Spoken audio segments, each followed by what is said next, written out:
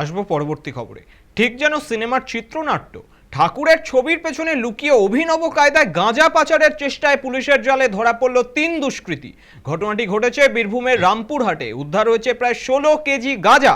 প্রথম দেখে বোঝাই উপায় ছিল না বিষয়টির। জানা যায় ছবি বিক্রেতার ছদ্মবেশে এই চক্র কাজ চলছিল, কিন্তু পুলিশের কাছে ছিল সুনির্দিষ্ট গোপন সূত্র। আর সেই সূত্র ধরেই আজ অর্থাৎ শনিবার দুপুরে রামপুরহাট বাসস্ট্যান্ড সংলগ্ন এলাকায় অভিযান চালিয়ে 3 জনকে হাতে নাতে ধরে ফেলে রামপুরহাট থানার পুলিশ। আপনারা ছবি দেখতে পাচ্ছেন। ধৃতদের মধ্যে সবচেয়ে চাঞ্চল্যকর নাম লালন শেখ।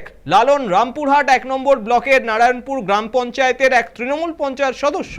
বাকি 2 অভিযুক্ত রবিউল শেখ ও পরিমল সরকার। পুলিশ সূত্রে জানা গিয়েছে বহরমপুর থেকে রামপুরহাটগামী একটি বেসরকারি বাসে করে আসে পরিমল। উদ্দেশ্য গাঁজা পৌঁছে দেওয়া। ব্যাগ রিসিভ করতে আসেন লালন ও রবিউল। 2টি ব্যাগে ঠাকুরের ছবি ছিল, আর সেই ছবির পিছনেই লুকোনো ছিল গাঁজার প্যাকেট। প্রাথমিক তদন্তে জানা গেছে এই কৌশল নতুন নয়, তবে এই প্রথম এত বড় চালান ধরা পড়ল জনবহুল এলাকায়। ইতিমধ্যে ঘটনার তদন্ত শুরু করেছে রামপুরহাট থানার পুলিশ।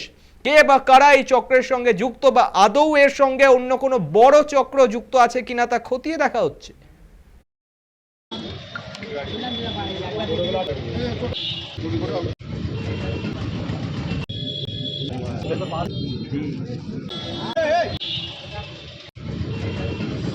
সাচি তাহলে তোর কাছে বার